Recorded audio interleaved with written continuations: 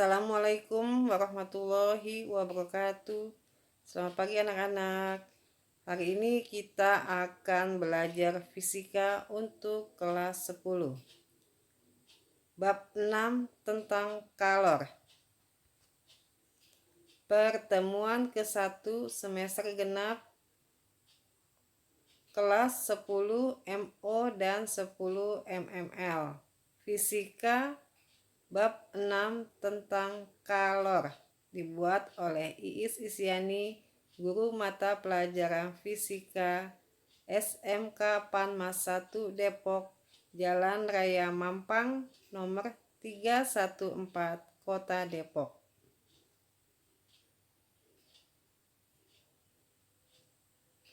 A. Menganalisis pengaruh kalor terhadap suatu zat. 1.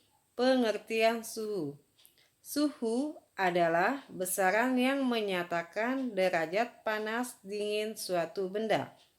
Alat yang digunakan untuk mengukur suhu adalah termometer. 2. Beberapa jenis termometer. Jenis termometer yang biasa digunakan adalah termometer Celcius, Fahrenheit, dan Reaumur. Satuan suhu dalam sistem standar internasional adalah derajat Kelvin atau K. 3. Pengertian kapasitas kalor. Kapasitas kalor adalah banyaknya kalor yang diperlukan untuk menaikkan suhu suatu benda sebesar 1 Celcius. Secara matematis dapat dirumuskan dengan persamaan C sama dengan Q dibagi delta T, di mana C sama dengan kapasitas kalor dalam satuan kalori per derajat Celcius atau Joule per kalori. 4. Pengertian kalor jenis. Kalor jenis merupakan banyaknya kalor yang diperlukan sebuah zat untuk menaikkan suhu 1 gram zat tersebut sebesar 1 derajat Celcius. Secara matematis dirumuskan Q sama dengan M dikali C dikali delta T, di mana Q sama dengan besarnya kalor, M sama dengan massa zat, C sama dengan kalor jenis. Kalor jenis menggambarkan kemampuan suatu benda untuk menyerap kalor. 5. Proses pemuaian. Pemuaian adalah bertambahnya ukuran suatu benda karena pengaruh perubahan suhu atau bertambahnya ukuran suatu benda karena menerima kalor. Pemuaian terjadi pada 3 zat, yaitu pemuaian pada zat padat, pemuaian pada zat cair, dan pemuaian pada zat gas. Proses pemuaian secara garis besar terjadi karena 3 hal, yaitu adanya kenaikan temperatur, adanya tekanan yang tinggi, dan laju air yang terlalu cepat. 6. Pemuaian panjang, luas, dan volume. A.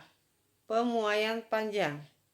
Pemuaian panjang adalah bertambahnya ukuran panjang suatu benda karena menerima kalor.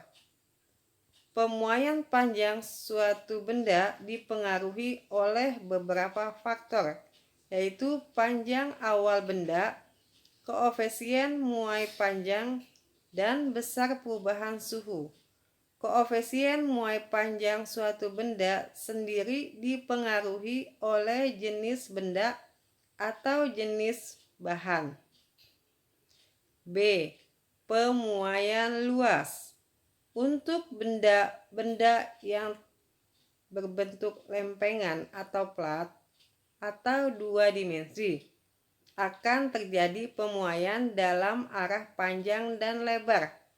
Hal ini berarti lempengan tersebut mengalami pertambahan luas atau pemuaian luas.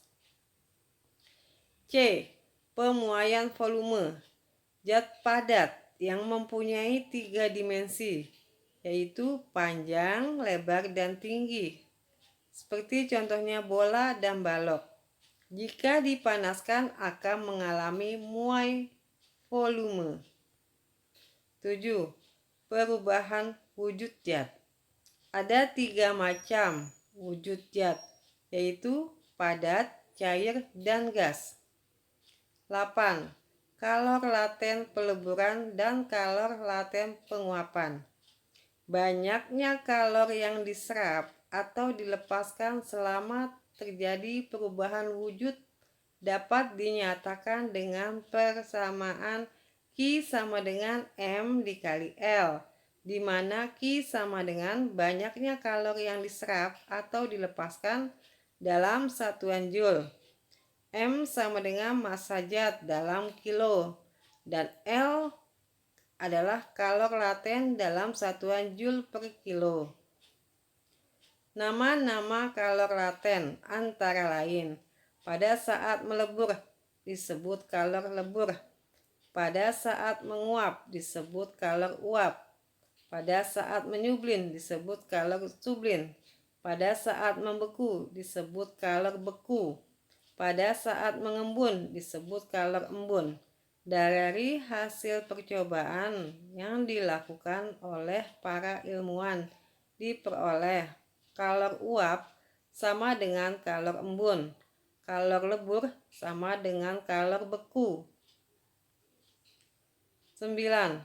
Faktor-faktor yang mempengaruhi perubahan wujud zat. Perubahan wujud adalah perubahan dari wujud padat ke wujud cair, dari wujud cair ke wujud uap, dan sebagainya. Kalor yang dibutuhkan sebanding dengan massa zat tersebut.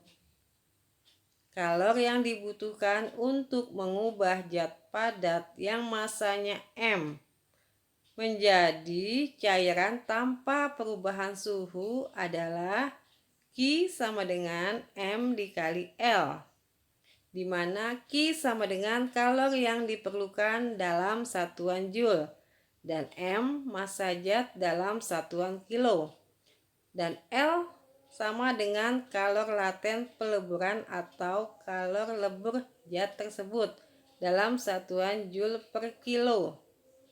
B. Menganalisis cara perpindahan kalor. 1. Pengertian kalor. Kalor merupakan panas yang bisa berpindah dari benda yang memiliki kelebihan kalor menuju benda yang kekurangan kalor. Kalor biasanya dinyatakan dengan suhu. Dalam standar internasional, kalor dinyatakan dengan Joule. Satuan lainnya dinyatakan dengan kalori. 2. Cara perpindahan kalor dalam kehidupan sehari-hari. A. Konduksi adalah perpindahan kalor tanpa disertai perpindahan molekul-molekulnya.